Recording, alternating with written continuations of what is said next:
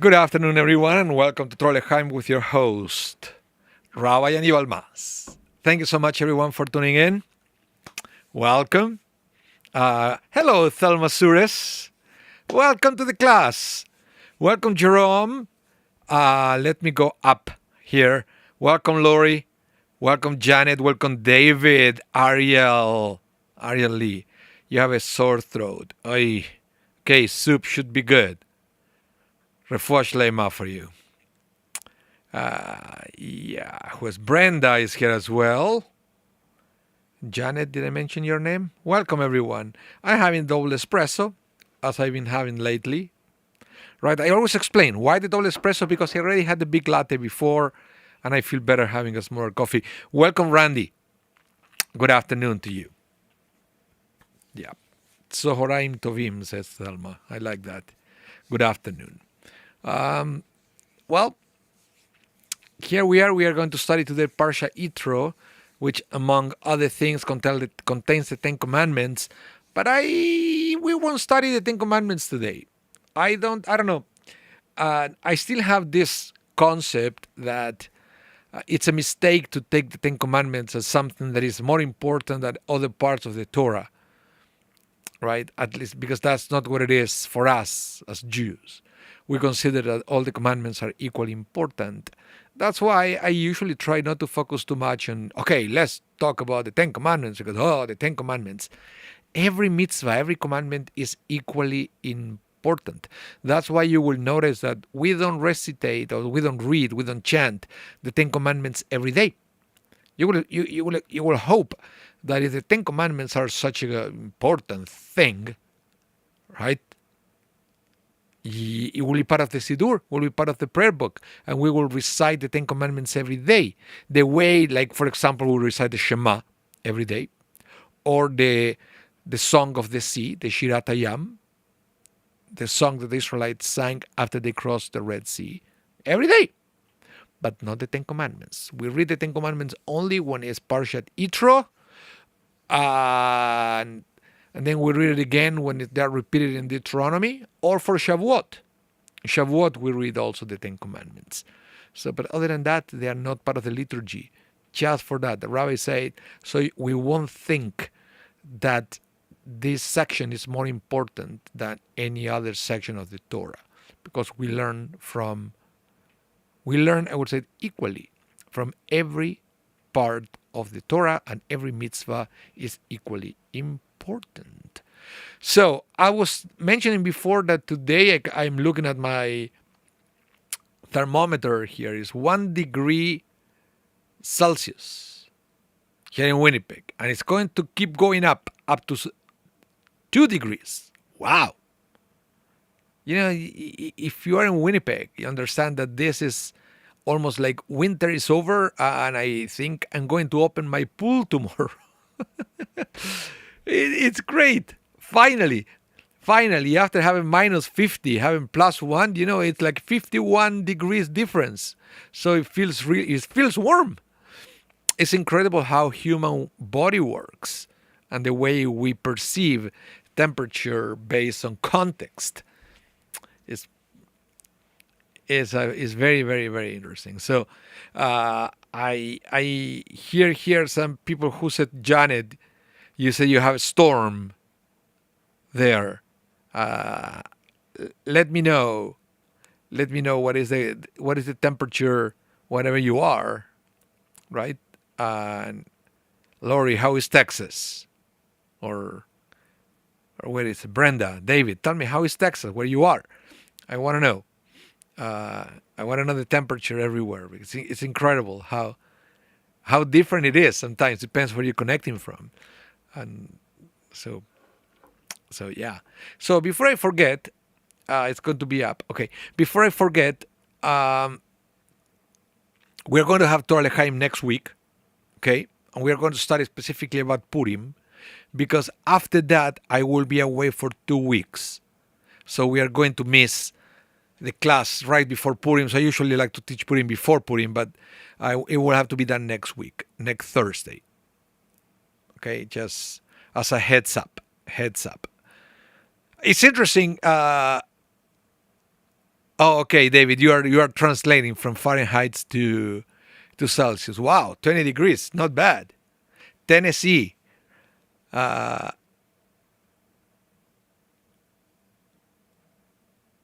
oh, cold in Florida, 9.44. That's what it is. 9 degrees Celsius in Florida. Wow, wow, interesting. I'm talking because I won't be with you guys for Trollheim at the end of February because I'm going to Florida. So I was hoping to have a little bit of warm weather towards mid February. Let's see how it goes. I never lose my faith that the weather will be nice and I will have a little bit of a rest from the extreme cold here in Manitoba. But February and March, you never know.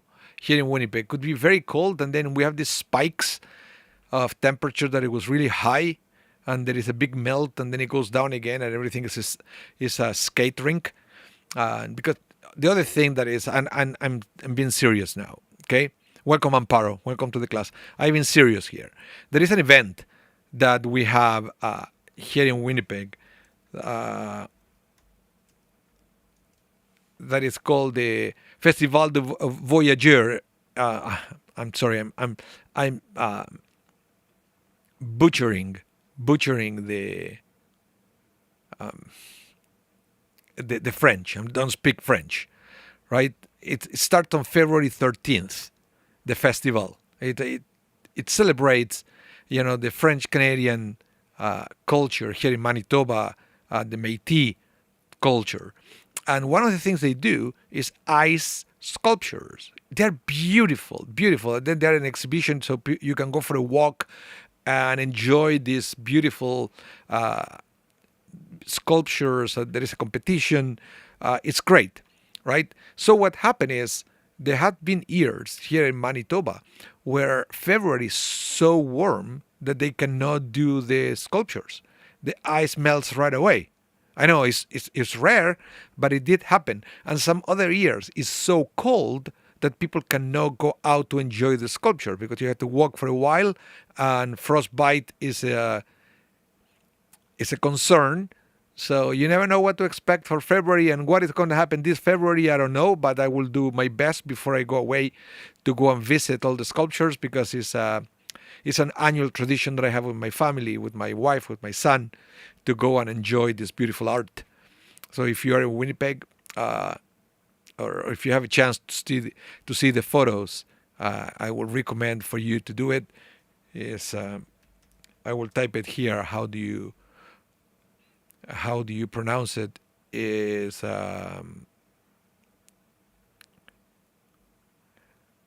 how do you do it here?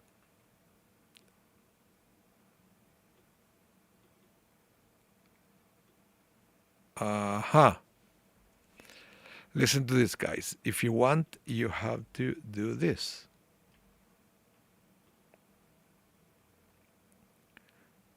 You should Google it.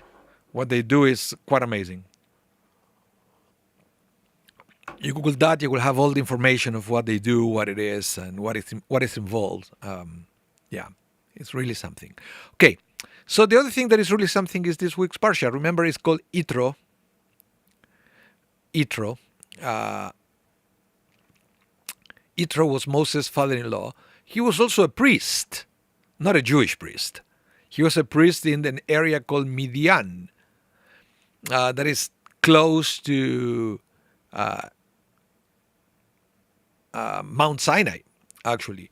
Because remember, Moses used to live with Yitro when he was married to Yitro's wife, and Moses used to take all the sheep and the goats to eat to Mount Sinai. That's how Moses discovered the burning bush. Remember? And that was on Mount Sinai as well. So, yeah. Yes, Ariel, they have great music too there. Yeah. So, what happened is, now that the Israelites left Egypt, and now that they were approaching Mount Sinai for the revelation of the Ten Commandments, Yitro, who was living next door, came to visit Moses and brought with him Moses' wife and 2 sons that it looks like Moses left behind to have to be concentrated full time, 24/7, into the liberation of the Israelites. I guess it makes sense. This like leaving the family behind to go for a mission or for a tour, like let's say for people in the military, right? This is unfortunate, but that's what happened with Moses. He had to leave. And now Yitro comes to see Moses, and he brings now Moses' wife and 2 kids. But Yitro had a very interesting encounter with Moses because it looks like they learned from each other. What do I mean with that? Moses is going to learn in this parsha how to delegate. How to delegate. Are you good delegating? Let me know in the chat, because it looks that Moses was not good at delegating. And Yitro noticed that Moses was not delegating any of the responsibilities. For example, when he was judging cases or things that they were having to the Jewish people. So when Yitro came and said, "What are you doing? You're going to burn out.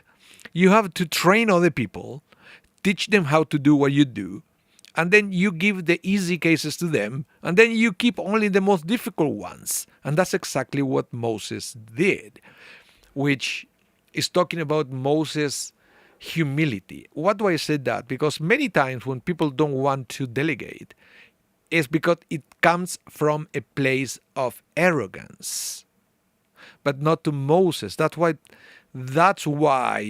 I believe the Torah makes it clear that Moses accepted Yitro's words and Yitro's advice to make us know, to let us know that the fact that Moses was not delegating did not come from a place of arrogance. Perhaps it came from a place that he didn't want to bother other people. Who knows? But not from a place of arrogance.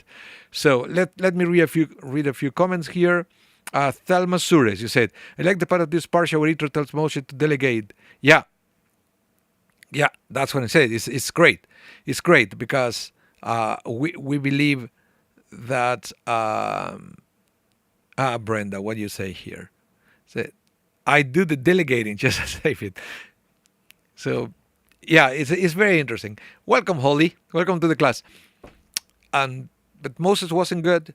But you know what? He looked like he was good at listening to advice, because the Torah keeps repeating that Moses was a humble person, and we can see it a little bit on this parsha. Okay, but I said Moses learned from Yitro. But what did Yitro learn from Moses?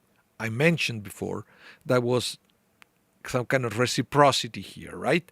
And I want to show you one thing, at least one thing, that the Torah says that Yitro learned after this visit to his son-in-law.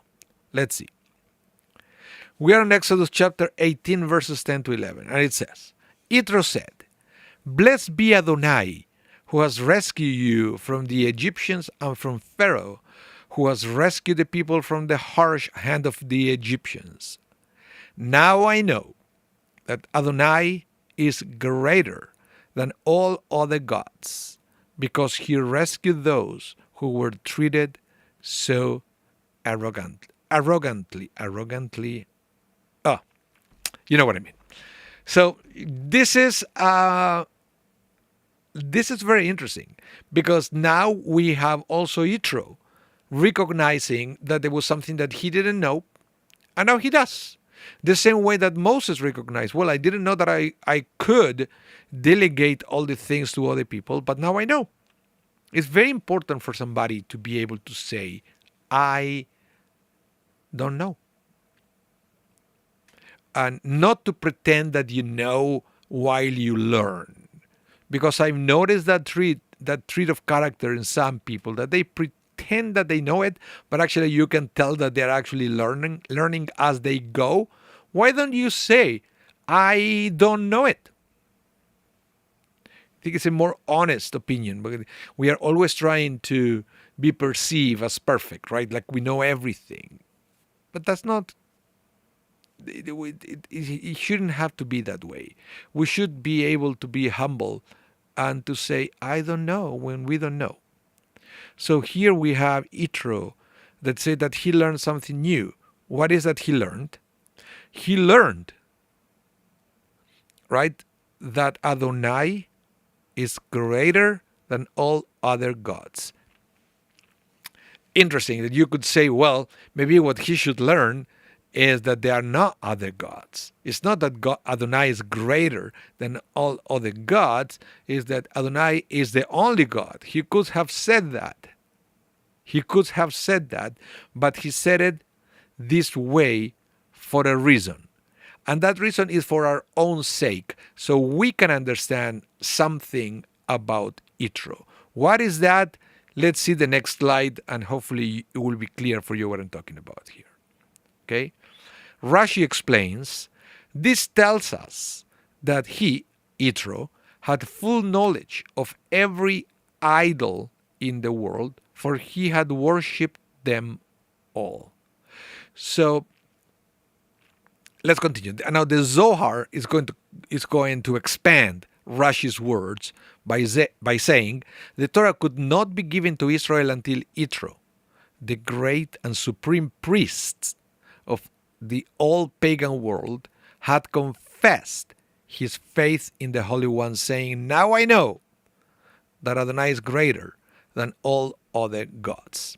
So what it means here, and what the rabbis learned from those words, is that it was written this way to let us know that Yitro explored all those other idols. It explored it. And sometimes we have to understand when it's talking about other gods, especially here. I'm going to go back so you can see. How can I do that? How can I do that? Hold on a minute.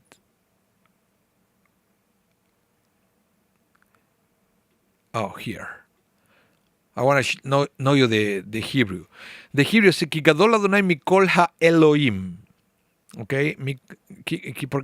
Because Adonai is greater, Gadol Adonai is greater than, Kol Ha-Elohim, Kol from all the gods. But the word for Elohim could also means powers, from all other powers, not necessarily idols.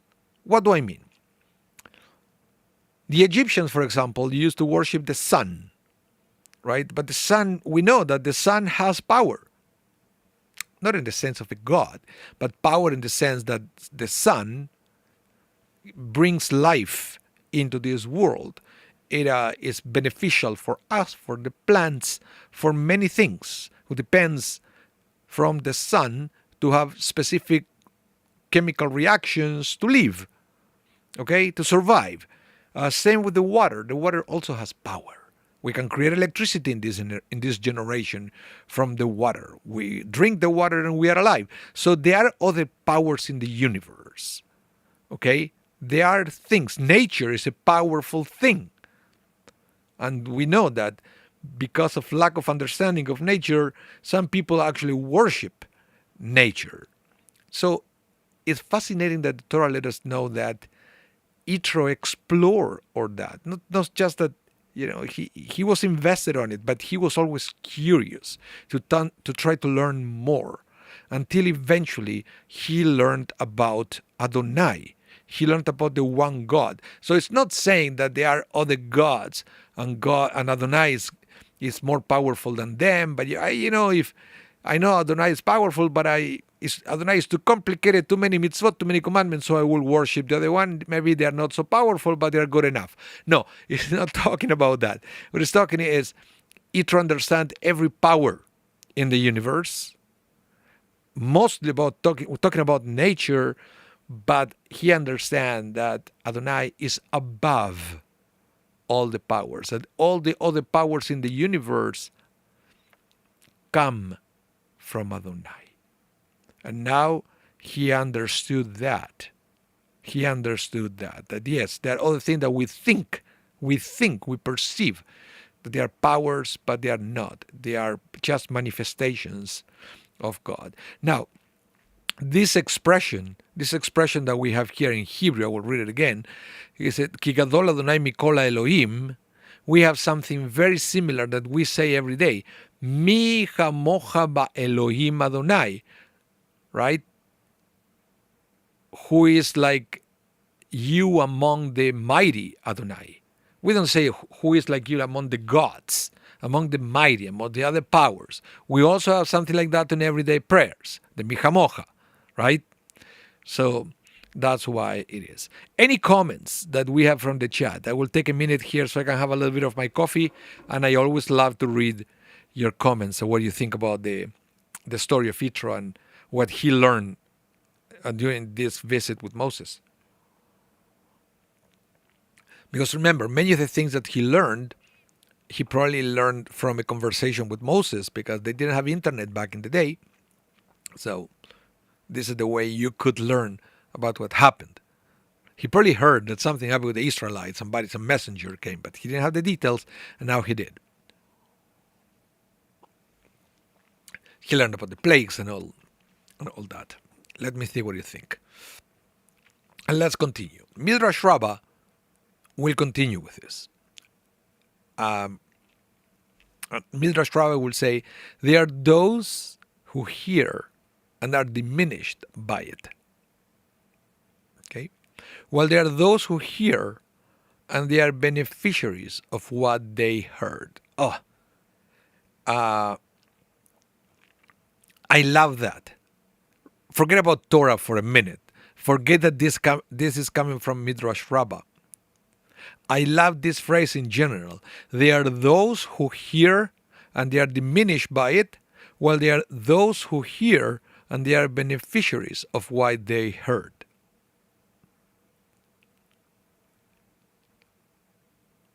It's incredible. Things that, it could be something that you learn. You can use that knowledge to improve or the opposite.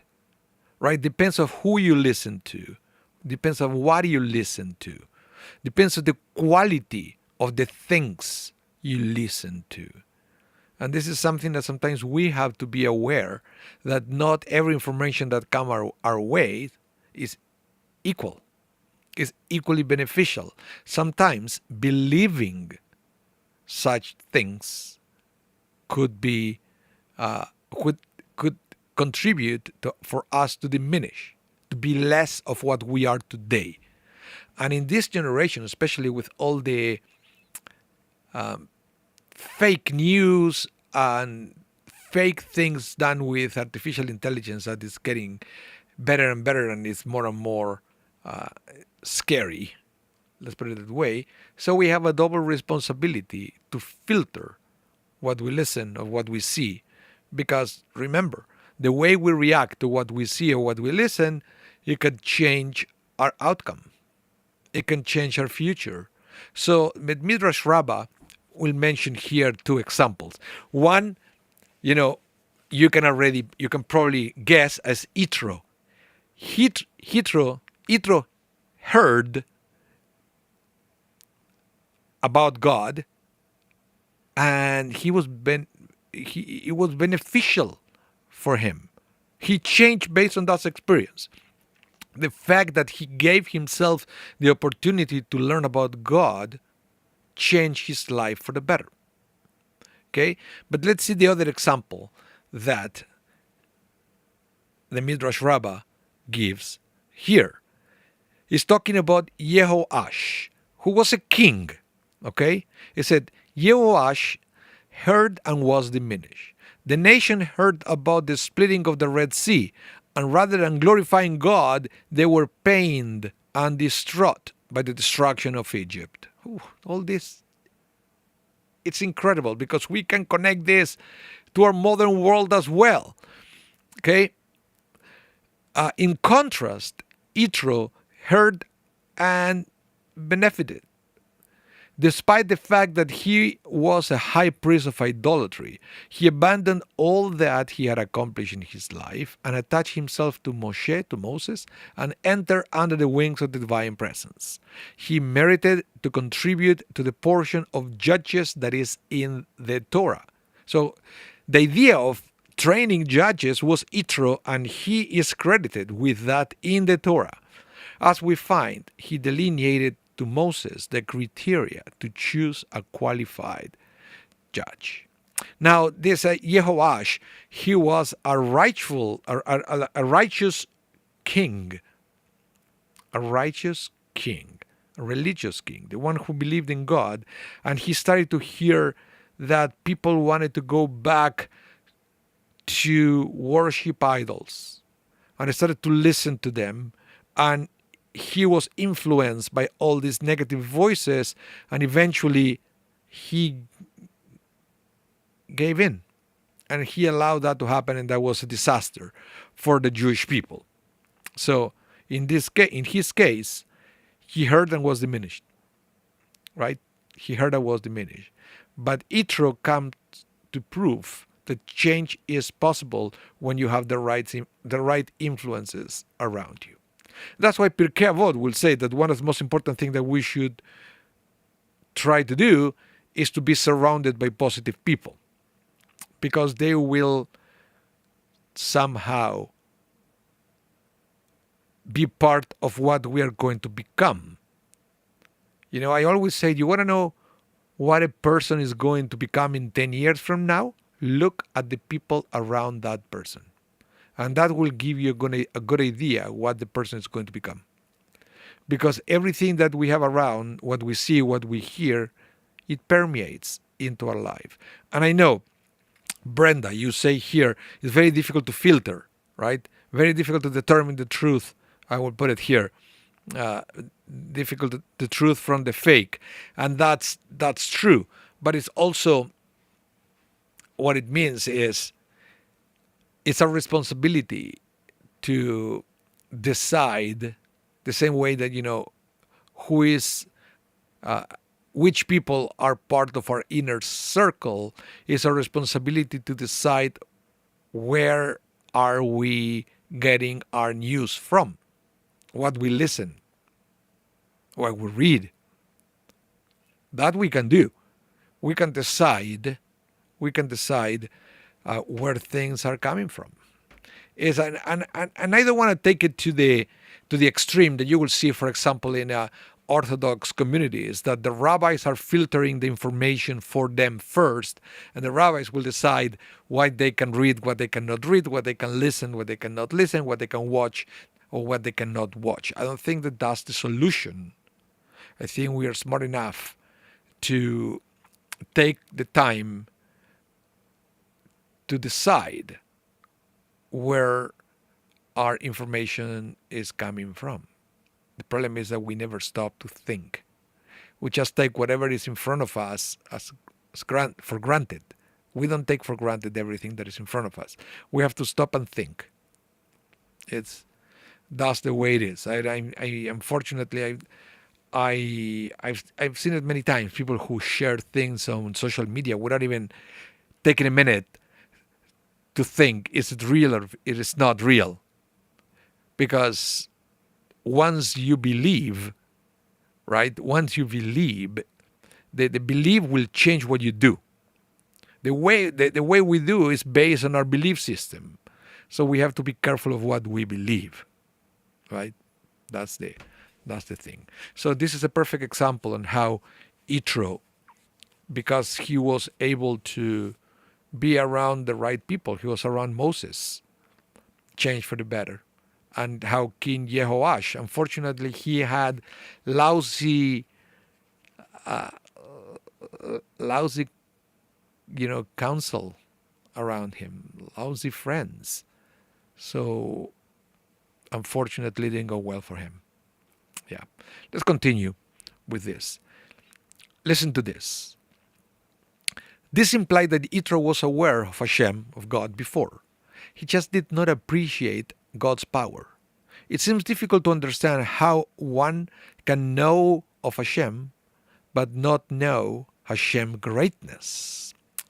The explanation is that if one knows of God's existence but does not analyze God's own ones that not analyze their own day-to-day life to see Hashem's Ashgachat Pratit, divine providence, if one doesn't realize that it is not his own efforts that causes his success, then he is in effect an idolater like Yitro had been. So let me stop here for a minute. And this is something at least I try to do every day. And it's something I learned from Hasidism, which is to stop every day and to try to see God on everything that happens to you. And that starts with the understanding that things don't happen to you, things happen for you. But in order to understand and appreciate that, you have to stop and to recap everything that happened. And when I'm saying everything, I'm talking about everything. And you will be surprised also how much in tune with your own life you're going to be. Understanding better everything that you go through in a single day, and you will have a better understanding of things that you have learned every single day. New thing that you learn because you are aware of all the experiences that you have every day. And that starts by trying to find God on every experience you have. It's a beautiful thing once you get used to it. Okay, let me continue here. Now, what was the idolatry of old? It involves trying to draw sustenance or blessing from the forces of the universe. Contemporary man is focused on harnessing nature for his own ends. He thinks that success is a function of how many hours one spent at work and doesn't realize that nature is merely God's agent. He is oblivious to the role of God in the world and is no different than the idolaters of the past. Wow. It's sometimes we believe that to be an idolater, you need a statue in front of you and you need to worship it lighting candles. I think that's not the way it works. And idolatry is not so much a set of behavior and more of a mentality.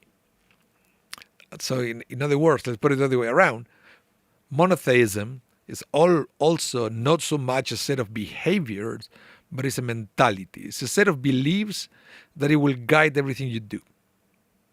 And that is something that we can achieve by finding God in our lives.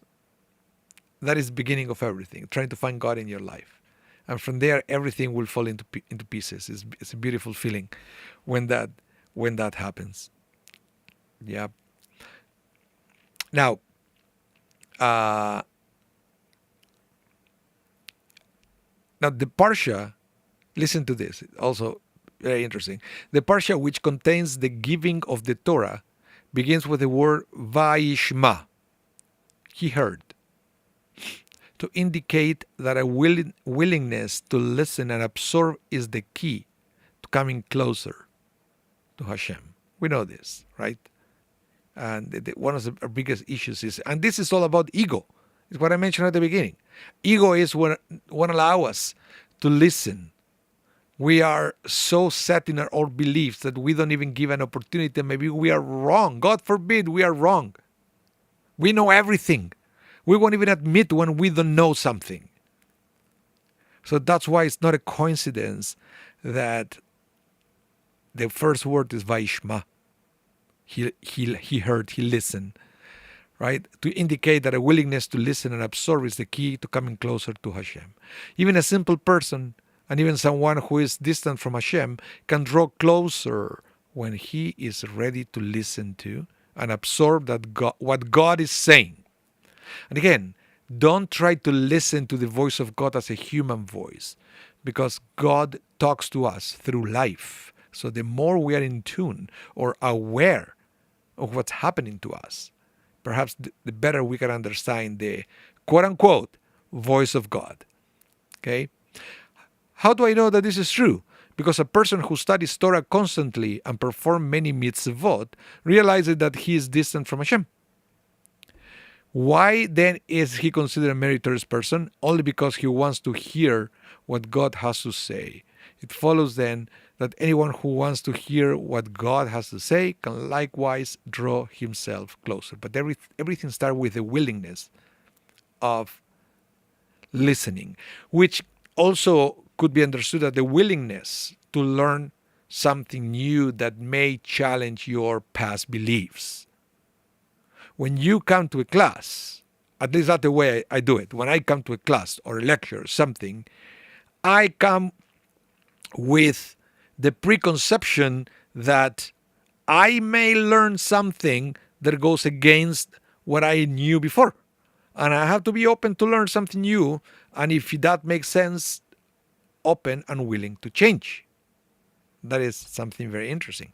Brenda, you said, that morning minyan gives me the opportunity to connect and begin the day on a positive note. And that is also very important, Brenda. I will highlight this because not everybody reacts to religious experiences the same way.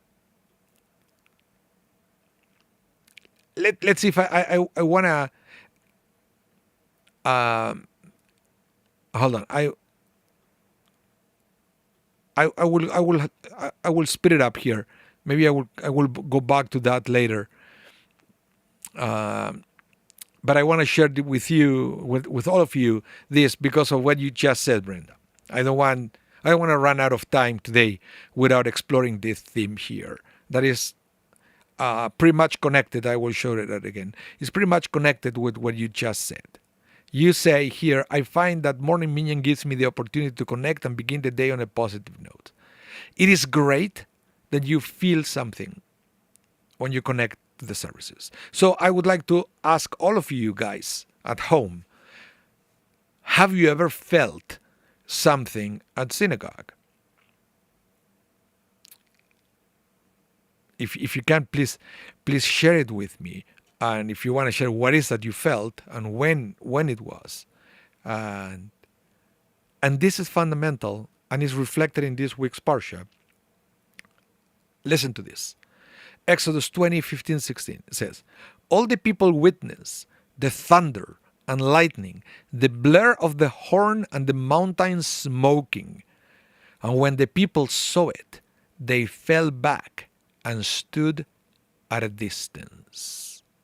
This is the revelation. This is God revealing the Ten Commandments to the Jewish people. Okay? Revealing the Ten Commandments to the Jewish people. It's what would you do if you are in that situation? You are next to Mount Sinai, and then God is for the first time. Remember, I always mentioned, you don't listen to the voice of God. You have to look at life to kind of get a hint of what God is telling you. But now you have the opportunity to be there and to actually somehow, I can't even imagine it, listening to the voice of God. Right? And not only that, there are thunders and lightning and the blare of the shofar and the mountain is smoking. Right? Will you do what they did? What they did is they fell back and stood at a distance. When you have this strong spiritual experience, will you run towards it or away from it? Think about that. Are you running towards it or away from it? Why do I say that? Because what they did, and I will read the next verse, they said to Moses, you speak to us, and we will obey, but let not God speak to us, lest we die. Do you get it? These people have the opportunity, unique historical opportunity to listen to the voice of God, and they begged Moses to stop that. We don't want to listen to the voice of God. We rather listen to your voice. You tell us what God say, and we already know Moses wasn't even a good speaker. We learned that about him before, right? Yes. Brenda, I was thinking, oh, thank you. Thank you, Brenda. Jerome said, I had the experience of feeling like I was hovering above the congregation watching the daven. So, yeah, Jerome, for example, why you do that? Are you going to try to repeat that experience, or are you going to be freaked out and try to stop it? Okay? Because that's exactly what happened here. They had this intense feeling. They freaked out because they never felt that before. And instead of embracing it and then trying to repeat it in the future, they shut it down. They rather have the voice of Moses, which you can't even compare. And I think that I've seen other people do it in the synagogue, that they grew up as secular. Maybe they consider themselves rational Jews, and they relate to Judaism through study and intellectual connection, and they come to synagogue with that mentality, and then boom, they come to the service, something happened. Maybe it's a song, maybe it's a word from a rabbi, maybe it's the silence, and they feel something that cannot be explained by logic. Maybe that's you. And I've seen people shutting that experience down. Oh, this is not my place. It's not intellectual enough for me. And then they say, well, why would they do that? Well, there is a precedence in the Torah. The Jewish people did the same thing. And I believe that it's all going back to what happened with Yitro. The problem is that sometimes by listening, you have to challenge your old beliefs. The people of Israel here, in order to embrace God and to accept that they can connect with the divine and they can have this kind of intense spiritual experience without involving the kind of sacrifices that the Egyptians used to do, right? Discovering that that's possible was probably frightening just by itself. Because when you accept something, you embrace it, then it implies that you have to change the way you live. Sometimes it implies changing lifestyle and stuff like that. So this is an interesting example that the Torah gives, and it should be something that we have to learn. And I believe that this couple of verses here are not analyzed nearly enough. Because I can tell you, I know many people that they refuse to accept that they had strong spiritual experiences. Because if they embrace it, that means that they will have to change their lifestyle. God forbid they're going to become shul goers, right? And maybe they will have to go through peer pressure. What do you mean you want to go to shul? You're not coming golfing with us this Saturday? What are you going to tell them? No, because I went to synagogue last Saturday and I felt something, guys. It's amazing. Nobody wants to do that because they're afraid that somebody was going to make fun of them and think. But it's real. It's real. This attitude is more common of what we may think.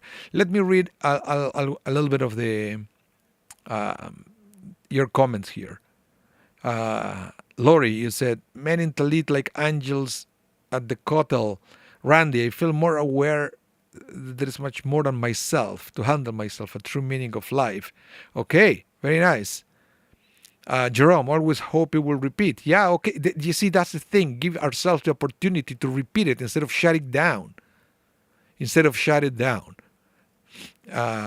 Holly, you said, my first time at synagogue, I was 9. When I heard the cantor sing, I felt the notes were coming directly from heaven. A piano was being playing behind the curtains too. Always possible. Yeah.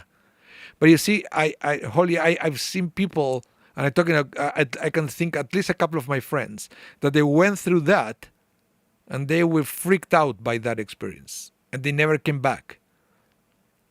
It was uncomfortable for them. Sometimes it could be uncomfortable if you don't embrace it. So it's easier to shut it down. Ariel, highly divine experience. Thank you. And he said, and Holly said, I had the same feeling when I heard Rabbi Abraham Joshua Heschel speak. You see, that's my point. It doesn't have to be just music. It could be a word, could be a cadence of a speaker that it makes you enter into this spiritual trance because of what they are saying and the way they say it. Right? It's a thing. I feel some of this when I read from the Torah, Thelma. Yeah, yeah, absolutely. You know what? I felt something very strong, and I didn't know what it was. The first time that I heard the sound of the harmonium. You know what the harmonium is? Is this East Indian instrument. In fact, I use it sometimes for services.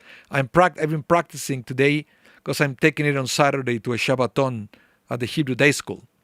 And I usually bring it for them. I'm invited to do mincha with them at the end of the Shabbaton. They're very tired. They haven't slept and way too much sugar during the day. So I bring the harmonium and everything calms down. And you will be in awe at how the students react to it. When I went, it was an experiment. And I thought that they were going to laugh about the harmonium. But in fact, they came to tell me, like we are talking about sixth graders, that they felt something with the vibration of the music after a long Shabbaton. It was incredible, right? Look, let me show you a little bit. I have it here. Let's see if I can play it because it's acoustic. I cannot connect it. But let's see if the microphone can capture it.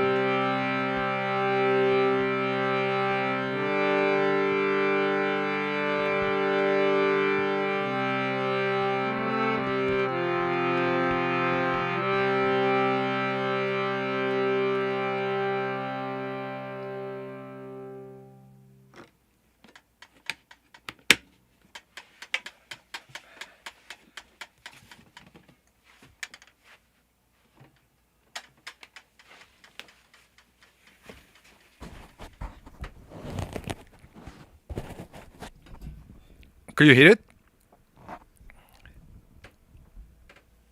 If you were able to hear the harmonium, let me know. Let me know because I don't know if this microphone is great for amplifying a harmonium, but that's all I have.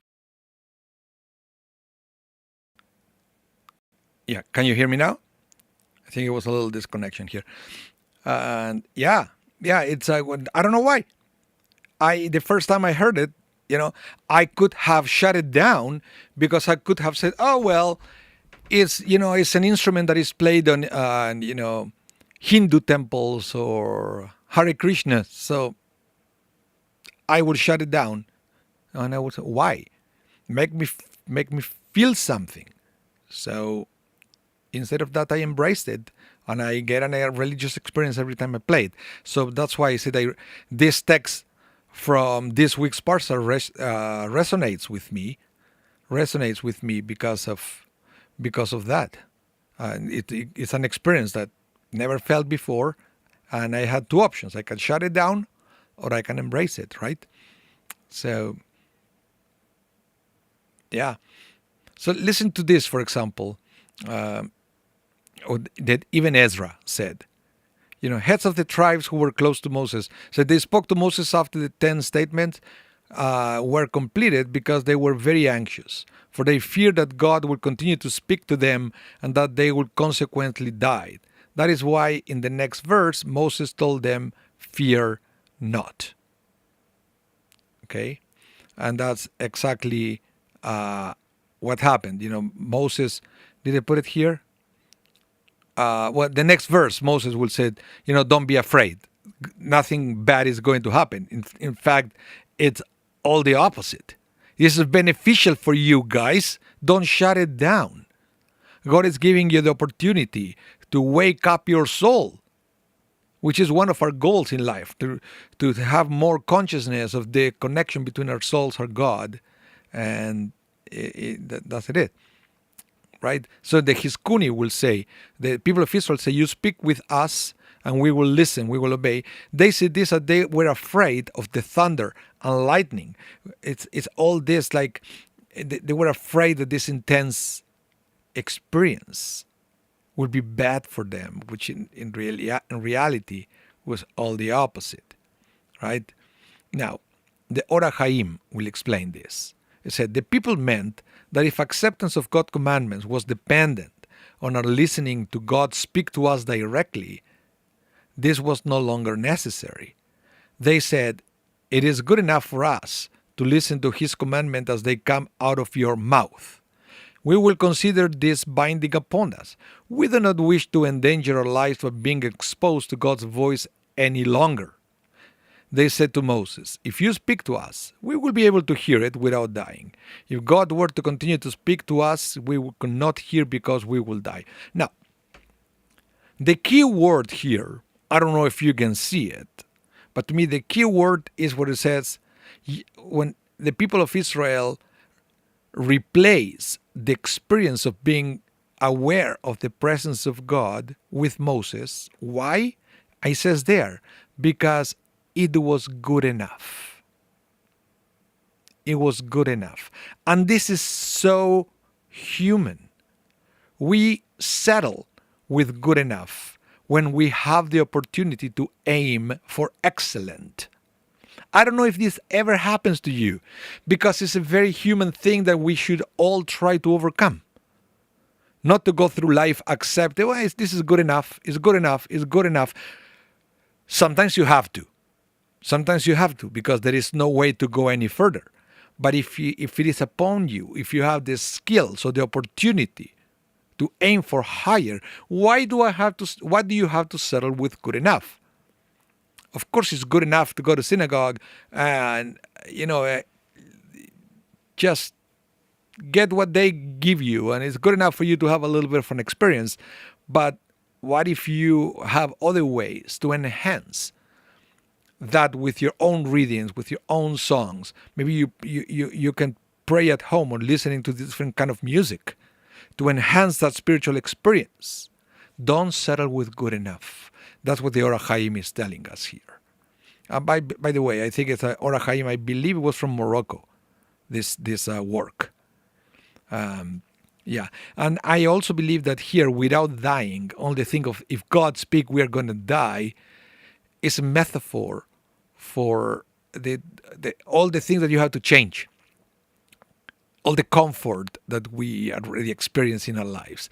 Because let's be honest, we human beings are great at getting comfortable with dysfunction. We get used to it. We get used to our dysfunction. It's good enough. That's okay. I don't need more. You may not need more, but you can aim for more. And if I feel that if you have in you to give more, it's because God put it there.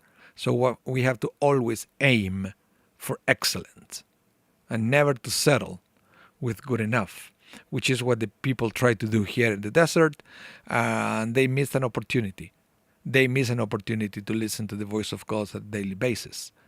It's yeah. So Moses says here, I will continue with the Ora Chaim. In the next verse, says, do not fear.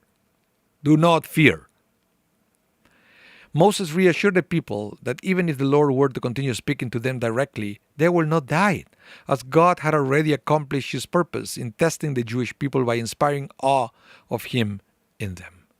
He had already removed the residue of pollutants that they had still contained within themselves, pollutants dating back to Adam. There was also a second reason God had spoken to Israel directly. Once their pollutants had been removed, God's presence was able to occupy a permanent presence among them, and the image of the Lord which original man had been created in had now been fully restored to all of the Israelites. The combination of these two elements was a great barrier to the Israelites sinning again in the future.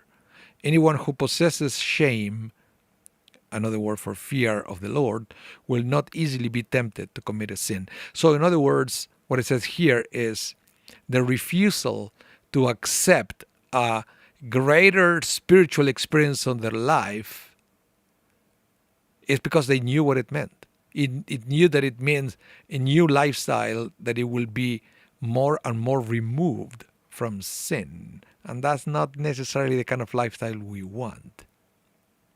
So it's very interesting. That to me, I think is a very interesting thing. So yeah. Okay, guys. So thank you very much, everyone, for your presence. And remember, next week we are going to study about Purim. And then we are going to take a 2 weeks hiatus because I will be away for a couple of weeks. I haven't taken real holidays in a long time. And these also are not real holiday. I'm going to a bar mitzvah and a cruise. So it's going to be a little bit of a blend between work and vacationing. And yeah, but hopefully I will see you again, guys, in March. But remember, next Thursday, yes. And then nothing for 2 weeks and then back in March. Brenda, will you be doing Kabbalat Shabbat tomorrow? Yes, I will be doing Kabbalat Shabbat tomorrow, God willing. Okay? I may even give you a couple of high notes here and there, as I was asked last time. So thank you, everyone, again. Remember, this class is going to be rebroadcasted tonight at 8 p.m. Central. If you missed any of it, you can play it again. Please, remember, give us the thumbs up. And if you are not subscribed to the channel, please hit the subscribe button. This helps us a lot to grow even more and to spread the words of Torah to even more people if you feel that this class is valuable and worth to be shared. Okay? Thank you so much. Have a wonderful rest of your day. Stay safe. Okay? And hope to see you soon. Bye, everyone.